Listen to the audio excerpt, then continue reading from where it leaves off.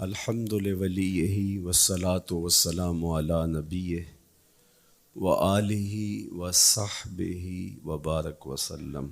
قال اللہ تعالی وتبارک فی القرآن المجید والفرقان الحمید۔ بسم اللہ الرحمن الرحیم۔ قل بفضل اللہ وبرحمتہ فبذلک فلیفرحوا۔ صدق اللہ مولانا العظیم وصدق رسولہ النبی الکریم الرؤوف الرحیم۔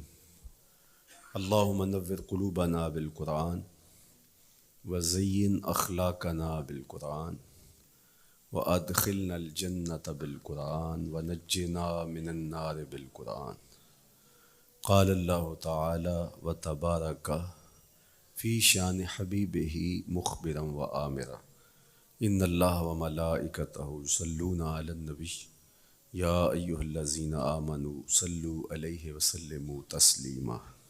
اللہم صلی علی سیدنا مولانا محمد معدن الجود والکرم صلاۃ و سلاما علیک یا سیدی یا رسول اللہ۔ حمد و تعریف و توصیف اللہ جل مجدہ الکریم کی ذات برکات کے لیے، رسول رحمت شفیع معظم نبی محتشم حضور ختمی المرتبت صلی اللہ علیہ وآلہ وسلم کے حضور ناز میں اپنی عقیدتوں، ارادتوں اور محبتوں کا خراج پیش کرنے کے بعد، واجب الاحترام ذوی الاحتشام معزز و مکرم سامعین، خواتین و حضرات، السلام علیکم ورحمۃ اللہ وبرکاتہ۔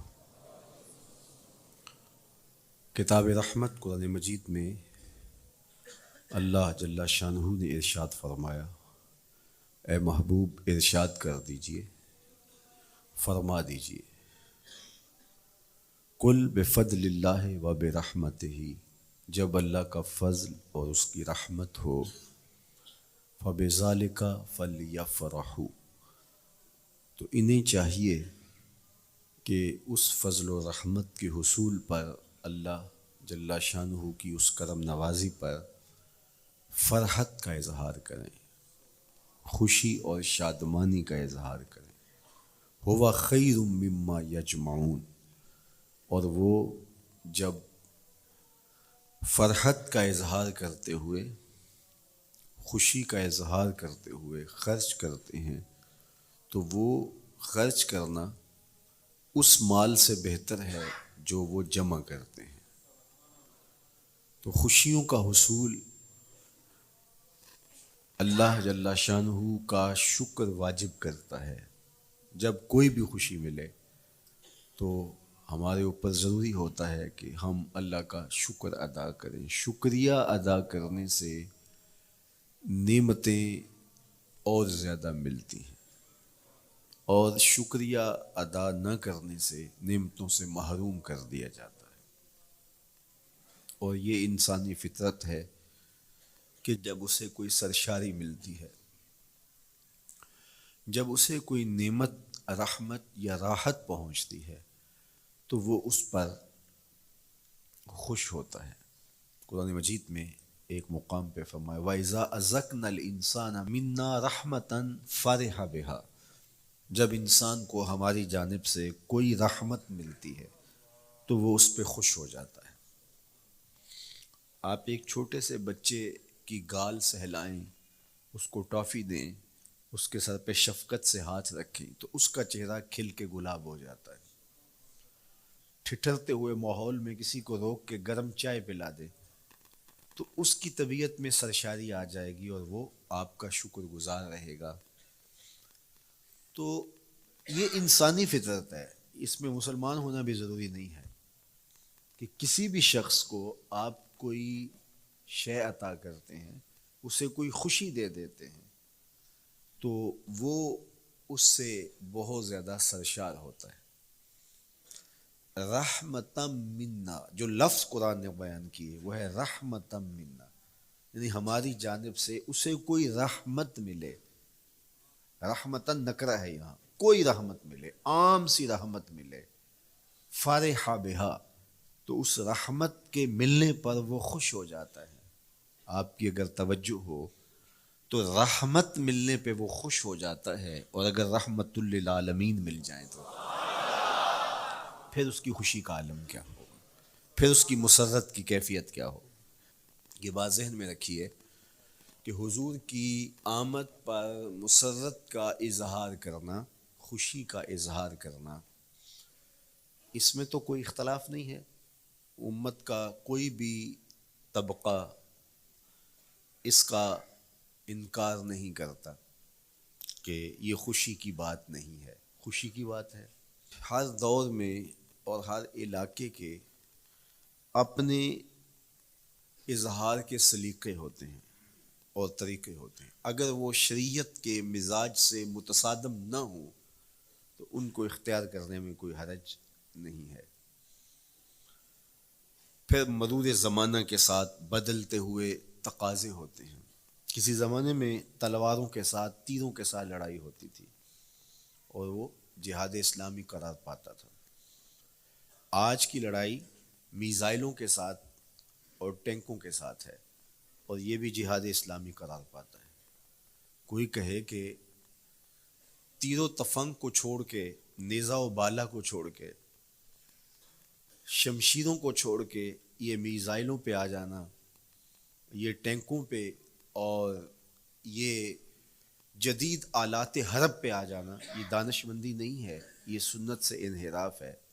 تو میاں تو سنت کے مفہوم کو نہیں سمجھا۔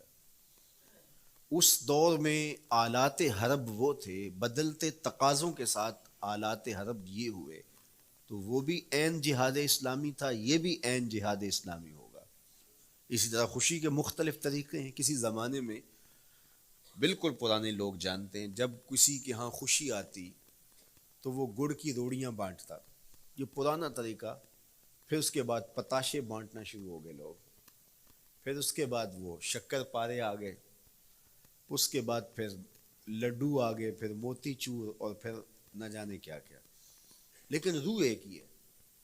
جو گڑ بانٹنے سے مسرت کا اظہار تھا، وہی آج جدید جو ہمارے پاس مٹھائی کی اقسام ہیں، ان کو بانٹنے سے بھی وہی مقصود ہے۔ کسی زمانے میں کسی کے ہاں بیٹا ہوتا تو وہ گھر کے دروازے پہ پتے باندھ دیا کرتے تھے۔ یہ اس دور کی جھنڈیاں تھیں، اظہار کے لیے کس گھر میں خوشی آئی ہے۔ تو آج کے دور میں تو ہمیں پتے باندھے ہوئے نہیں ملتے۔ آج گھروں کے اندر ولادت مبارک کے یا مختلف طرح کے غبارے لگا دیے جاتے ہیں یا جھنڈیاں لگا دی جاتی ہیں۔ تو مختلف بدلتے ہوئے ادوار میں وہ طریقے ضرور بدلے، لیکن جہاں تک مسرت کا اظہار ہے، وہ روح بعین ہی ہر دور میں، ہر علاقے میں، ہر جو ہے وہ کلچر میں موجود ہے۔ کسی بھی خوشی پہ مسرت کا اظہار، مسرت اور سرور اور کیفیت کا اظہار، یہ انسانی زندگی ہے۔ اسلام ہمیں مسرتوں کے اظہار اور شکرانے کی صورت کے بہت سارے طریقے دیے ہیں، اس میں سے روزہ رکھنا بھی ہے۔ ان طریقوں میں سے ایک طریقہ نوافل ادا کر کے شکر کا اظہار کرنا بھی ہے۔ خیرات بانٹ کے، لوگوں کو کھانا کھلا کے مسرت کا اظہار کرنا ہے، لوگوں کو لباس پہنا کے مسرت کا اظہار کرنا ہے۔ اور اسی طرح دعوت ہے، مختلف مواقع پہ مختلف چیزیں ہیں۔ پیر کے دن حضور علیہ السلام روزہ رکھتے تھے۔ پوچھا حضور آپ پیر کے دن روزہ کیوں رکھتے ہیں؟ قال فیہ ولدت، کہا اس دن میں پیدا ہوا تھا۔ تو اپنی ولادت کا حضور دن پیر روزہ رکھ کے اللہ کے شکرانے میں دن گزارتے تھے۔